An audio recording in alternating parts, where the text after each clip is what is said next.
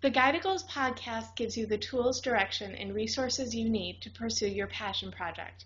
I'm Deborah Eckerling, Project Catalyst, and this is the Guide to Goals podcast. Our guest today is Espree Devora, and we're going to be talking about podcasting. Espree is known as the girl who gets it done and is Communications VP and podcast host of WeAreLATech. Welcome, Espree. So happy to have you here. Oh my gosh, Deborah, you're a saint. I'm so stoked to be on your podcast. And I totally believe in having goals and having goals defined. And I know it sounds like, because you just said it, like the Guide to Goals podcast, but it's like, yeah, you need to have your goals flow in order to achieve them. Yep, because if you don't have goals, what are you going for, right? No, you don't know. Goals are your roadmap. Mm-hmm. And then you could change as you need to navigate through the waters and see what comes true and what doesn't come true. But if you don't have it written down and you don't know exactly where you're going, then you'll never get anywhere. Very, very well said. Thank you. So, Espree, do you want to share a little bit more about your background? Oh, sure. My name is Espree Devora, as Deborah mentioned, and I'm in love with podcasting. I've been doing podcasting since August of 2014, and my podcast went live on iTunes September 23rd of 2014 and hit number 2 in the country and new noteworthy by the beginning of October. It was really exciting. My podcast is the first podcast. It's the WeAreLATech podcast, so that's WeAreLATech without spaces, focuses on LA startups. And now I'm also working on the Women in Tech podcast, which is a WeAreLATech production. And I also produce the Hello Customer podcast. So you can probably tell the theme in all my podcasts is startup life, customer experience, business. That's where my heart is and what I really enjoy creating content about. Wonderful. And yes, I love podcasting too. I wouldn't say I'm a podcasting convert because I had a blog talk radio show for a couple years for my website and community for writers Write On Online. But I think part of the excitement that because we're in a lot of the same tech groups, I met Espree and I'm like, oh, she's into podcasting. I have to get going. And I finally took the plunge because this podcast started in October of 2015. So I'm happy to have you as one of my early guests to talk about what I think is one of both of our favorite subjects. Definitely. So why should people podcast? Well, I don't think people should podcast. I think if you're inclined to podcast, if you're interested in podcasting, if you think that podcasting is something that you would genuinely enjoy doing and that you think it could provide value to a lot of people, then there's different methods in getting there to be able to produce a wonderful podcast. But should you podcast? It's kind of like I used to teach social media as business strategy, and when you have Facebook and you have LinkedIn and you have Pinterest and you have Instagram and you have Twitter and you have all these things, it would be like, should I be on all of them? No, because what happens is if you're on stuff that you don't genuinely want to be on, then nobody's going to be able to emotionally connect with the content you're creating because it's so obvious that you'll probably just post more solicitation kind of stuff because you don't really want to be there anyway. So I would always tell students in the class, choose a platform that you personally connect with and identify with, and then focus in on that platform. So for me, I really love Twitter. So that's the platform I really utilize first and foremost. I just started posting a couple Instagram photos, but I do it for fun. It's I'm not an Instagram person. So if I'm going to choose something as a business, something to complement my podcast or complement my business, it would be Twitter. And so I think podcasting is one of those too. Podcasting could, I guess, potentially go be on the dashboard like Twitter and in that group. But for me, it's not. For me, podcasting is an art form. Podcasting is the product itself. Twitter is the complementary tool to talk about the thing. And for me, podcasting is the thing. But I do understand that a lot of people utilize podcasting as a marketing vehicle, kind of like Twitter or Facebook fan page, etc. It can be done. But again, if you aren't interesting to listen to, let's be real, if you're just not interesting to listen to, or you don't know how to tell a story well, or you don't know you don't want to be involved in the production process, because there's a lot of production that goes on for a quality podcast or whatever it is, and you don't feel connected to creating a if you're literally trying to create a podcast, like the equivalent of like make money online or something, quick fix Mm-hmm. something, Right. don't create a podcast, because just like websites, we have enough already. It's really funny. Someone walked into my writers group years ago when it was a writer group instead Right. of the entrepreneur group that it developed into, and said, I Right. want to write a screenplay to make money. And I don't think they came back because we pretty well set them straight. You do it for the love of it. So I am going to rephrase the question. Why would someone start a podcast? Well, I started a podcast because I love creating video content. I love sharing that story of the people who had an interview, and I went through a heartbreaking experience in 2012. Sounds very dramatic. I mean, it was a dramatic business situation, but it's not dramatic in the big scheme of things. But the editor that I had partnered with fell through. It's extremely complicated and expensive to edit video if you're going to edit amazing segments. So I went on the soul search, a backpacking trip, and I came back. I met with startups in 14 different countries, and I came back and I realized I still wanted to create this content, but I discovered podcasting, and I wanted to create something that I could have full control over. Like, I could do the whole editing process. I would never be let down by having to rely on someone again. So then that's where it came from. For me, I wanted to have full control over my content creation. And then I also really love the idea of connecting people and creating those high value relationships. I like when the opportunity that I have to speak on and moderate many panels, and the kind of impact that makes on people. So to think that I could, with a podcast, I could scale and go beyond the venue was a really beautiful concept to me. So here I am. I could create the whole content production. I could bring great information past just the walls of an office building, and I could connect great people. Like, these were a lot of the reasons why I wanted to start a podcast. But true, like, I think that the royalty of podcasting, if you could call it that, are podcasting networks like Gimlet Media, who produces Reply All and the Startup Podcast and the Mystery Show. It's like podcasts that really genuinely tell a story. They have music tied in. I mean, it's super high production value, incredibly expensive to do, and very timely. But that is an incredible auditory experience. I really believe that anyone that takes podcasting seriously, like truly seriously, and sees it as an art form like I do, would aspire to be as great as, This American Life and the Gimlet shows. Because, I mean, it's an experience. It's not just like a learning education. I mean, come on, we have so many videos and YouTube videos to learn from, and info courses and this and that, but to tell a story, like really create an emotional impact and tell a story, that's just wow. There's not enough of them. Yeah. So it's a great tool if you have a story to tell and you want to use this platform to tell it. And Yeah. then in like with any form of content, you figure out how to use it, and then as you're doing, you've started one podcast and you're working on different ones based on your experience as you educate yourself. Yeah. So yeah. I really, really would love to be the most dynamic storyteller I could possibly be. And I'm not there yet, so I'm working on it. that's good. Yeah. Okay, so let's say someone said, I love podcasts. I want to get my expertise out there, so I'm going to start one. What do they need to know to get started?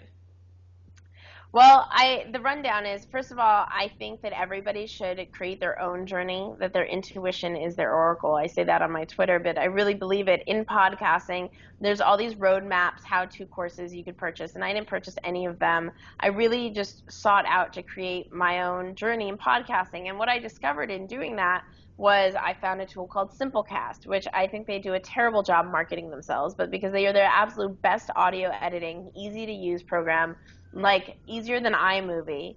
But yet nobody knows they exist. So I found Sound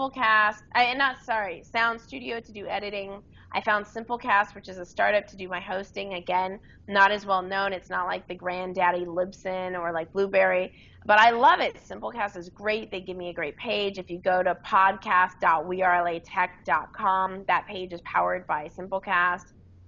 And then I use Area Creative on Fiverr to assist me with editing. So if literally I could just record the interview. I used to use PodClear. They were just acquired by Blab.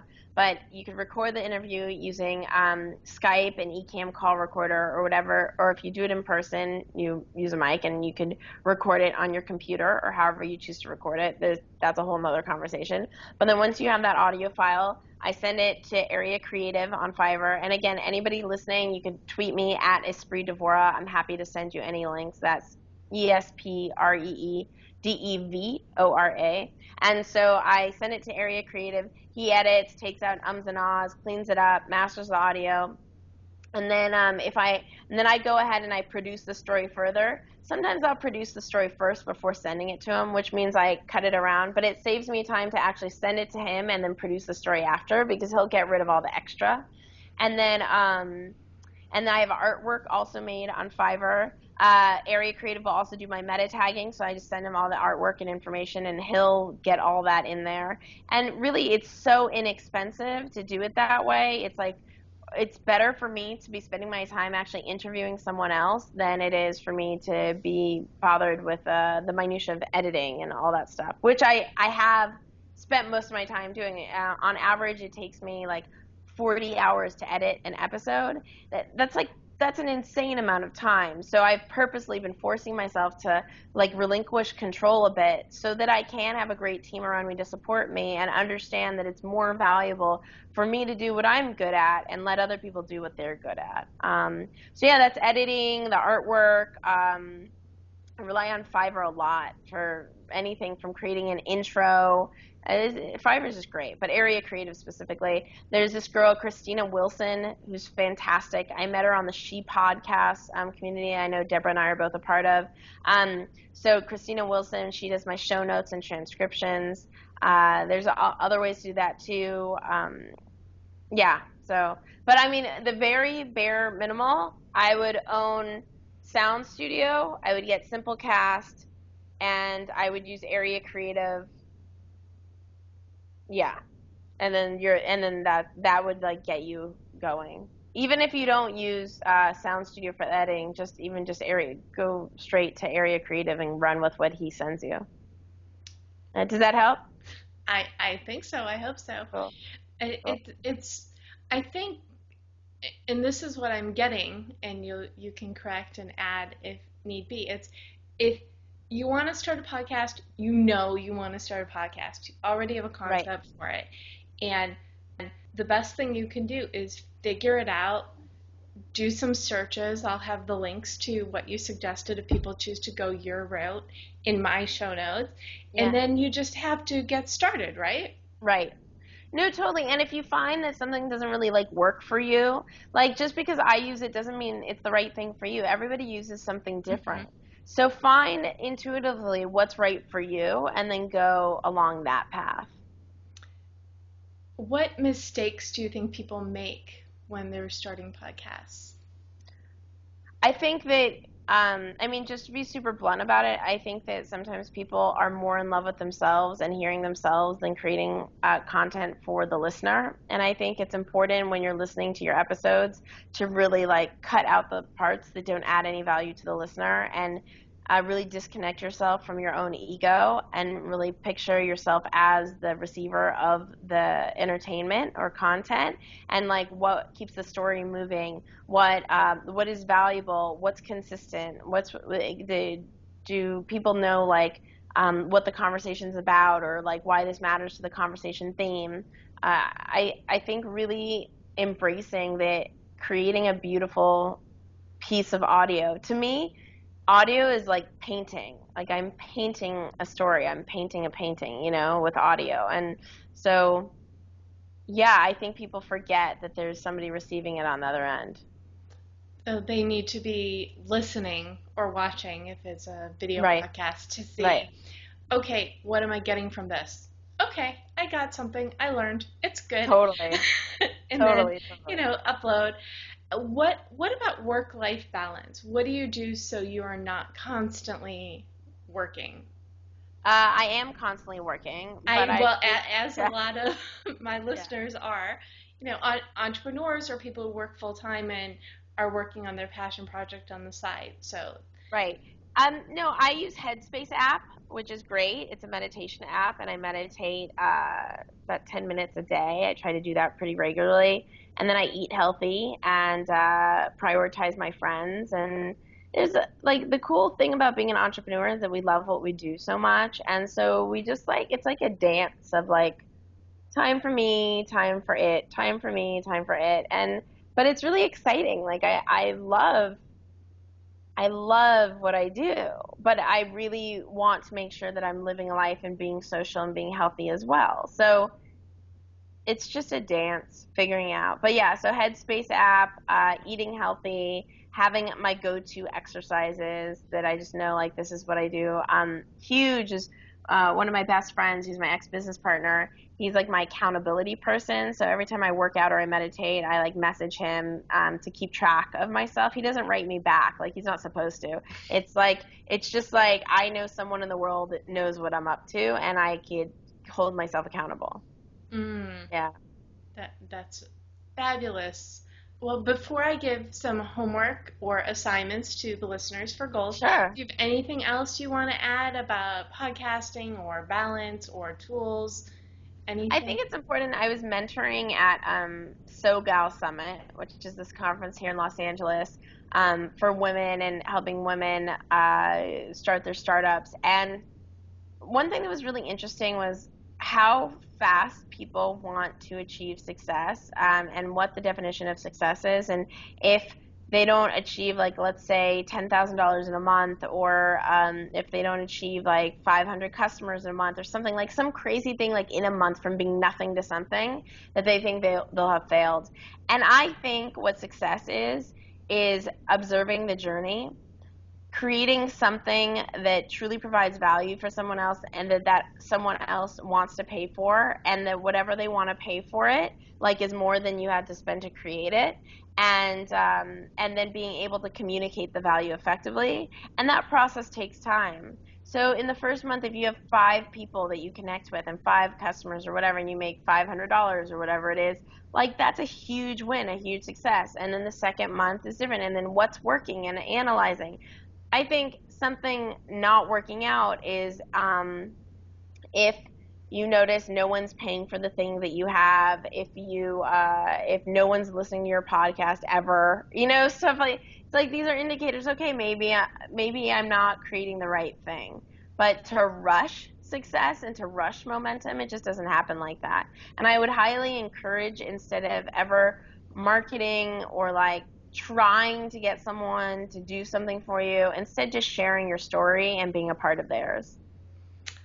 Great, great tips for people who are building their passion projects. So thank you for Definitely. that. Sure. Okay, so let's wrap. Let's give some assignments to our listeners. I think the professional goal should be, if you are starting a podcast, to take a few minutes and write out what's in your head, what is in your vision for your podcast, Right. because you need to see what you want it to be before you can make it happen. Right. So I think that works as a good professional goal. And the personal goal, what about some meditation? I think our listeners should take a little bit of time to meditate so they can get in touch with goal number one and what they want to create. Thank you so much for sharing your love of your passions and podcasting with Sure. the Thank Guided Goals you. community. And good luck. And I to appreciate all, you having me on. thank you. And to all the listeners, you've got your marching orders, so go visualize, create your story, and share it with the world.